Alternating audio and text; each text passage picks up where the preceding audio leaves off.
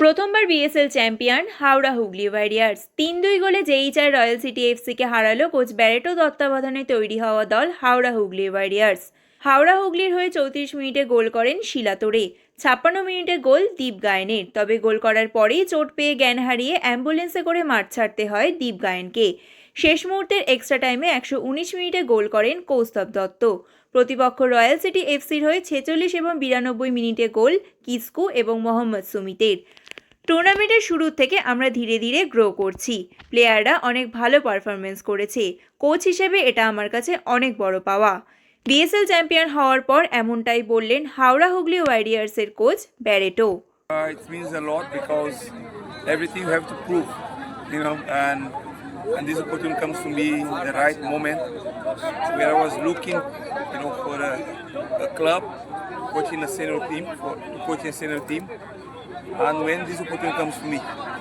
So I think I had to prove it that I'm in the right direction. Still, long way to go as a coach. I have a lot to learn in every club, every opportunity you are having. But I think it's giving me a bit of confidence and showing me that I'm in the right direction.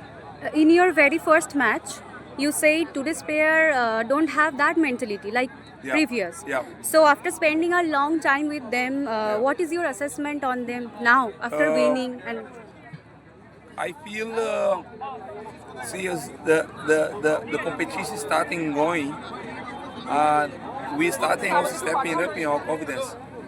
I think very young team, we have a very young squad. If we compare it with the opponent team today, they had a very mature team comparing to us. But I think we stay together. I think it's good that players are able to believe, trust on me as well, because they had to compromise a lot of things. We are inside of a camp for the last 2.5 months. It's not easy with a lot of games going on outside. They have to live in their families and we know all that. So I think they believe on me, they trust me, and that's it. I think they are. God is always your side. I think if you do the things in the right way, and even things maybe sometimes you're not winning, but still if you do things the right way, you're having that comfort that you have done, you have tried your best. And I think that's what I have done. I was fair with everyone, every player. Everyone played more than 5 games, each player in my team. I treat everyone equal.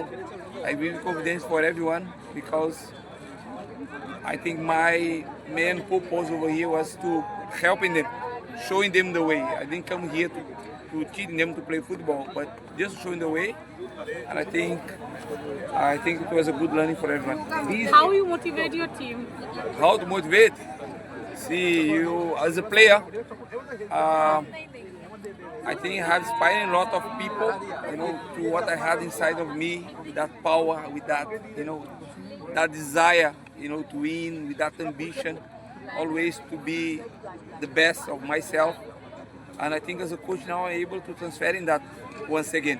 This win open the way to Moonban. I don't know. It will be my way. I don't know, maybe if I'm ready, maybe I need a little bit more time, but definitely it's a dream for me. so coach, can you tell us what would be your next step? Next step, still I'll be in India for 3 more months after this league. I still want coaching a senior, but I have a few offers, few proposals to run some of sport projects. So I may do that for 3 months and maybe waiting for the next season for a better opportunity. পাশাপাশি গোলদাতা কৌস্তব বললেন, আমরা champion হয়েছি, এটা আমার কাছে একটা অনেক বড় স্বপ্ন ছিল। লাইফে বা এটা আমার জন্য অনেক বড় একটা ড্রিম ছিল, যেটা আমি ফুলফিল করতে পেরেছি। আর অফকোর্স আমাদের টিমটা এত হার্ডওয়ার্ক করেছে, প্রথম দিন থেকে এতটা হার্ডওয়ার্ক করেছে, এটা উই রিয়েলি ডিজার্ভ দিস। যাই হোক, চ্যাম্পিয়ন হয়ে গেছি, খুব খুশি। পুরো ফ্যামিলি এসছে, সবাই এসছে, খুব খুশি। এরকম হোক যেন আমার লাইফে অনেক আছে আরও।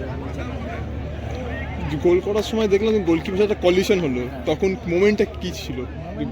ও যখন আমি যখন হেড করি, তারপরে ওর হাতটা এসে লাগে, তখন আমার আমি কিছু দেখতে পাচ্ছিলাম না, আমি পুরো সেন্সলেস হয়ে গেছিলাম। তারপর আমি গেলাম হসপিটালে, ইঞ্জেকশন নিল। এখন বেটার? দীপ, তোমাকে বলছি যে প্রথমবার এই মানে বিএসএল খেলছো, এত বড় একটা মঞ্চ, নিজেকে আগামী দিনে কীরকমভাবে মোটিভেট করবে? হ্যাঁ মানে অফকোর্স এত বড় লিগ, এত ভালো ভালো প্লেয়ার, ফরেনার, এত ভালো প্লেয়ার, এত ভালো একটা এনভায়রনমেন্ট, অ্যান্ড অফকোর্স এর থেকে অনেক কিছু শিখতে পেরেছি। অফকোর্স আমার কোচ ব্যারেটো, আমি অনেক আগে দিয়েছিলাম একসাথে রিলায়েন্সে, অফকোর্স আমি অনেক কিছু শিখতে পেরেছি। আমি এটাই আর কি আগে নিয়ে যেতে চাই। বিএসএল এর কর্ণধার রাহুল তরি বললেন, প্রথম বছর বিএসএল খুব ভালোভাবেই সফল হয়েছে, যেটা উদ্দেশ্য ছিল সেটাই হয়েছে। সাথে তিনি এটাও বললেন, বিএসএলকে আরও প্রতিযোগিতামূলক টুর্নামেন্ট বানাতে চান, যাতে সকলে আরও খেলা উপভোগ করতে পারে।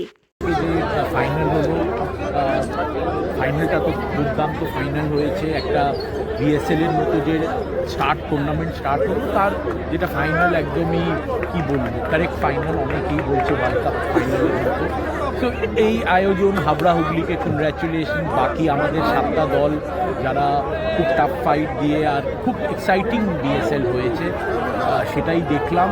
একটা স্যাটিসফ্যাকশন তো আছেই বটে, সাকসেসফুলি হলো। আইএফএকে ধন্যবাদ, জিকে ধন্যবাদ, আমাদের যারা স্পন্সর সেন্সোডাইন, কিটক্যাট, ডাফা, ট্র্যাকবন্দি, মেঘবালা, নিভিয়া, এদেরকেও ধন্যবাদ।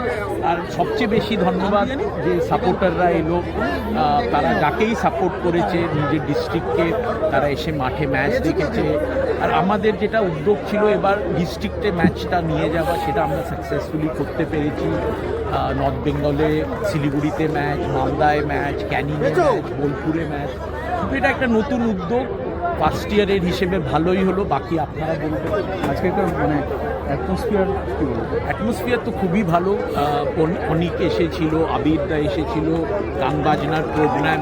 আগামী বছর আমাদের এই এন্টারটেনমেন্টটা আরও বেশিভাবে থাকবে, সো দ্যাট ফ্যামিলি হিসেবে সবাই যেন ছেলে মেয়ে বাচ্চাদের নিয়ে আসতে পারে আর একটা কার্নিভালের মতো অ্যাটমসফিয়ারটা এনজয়।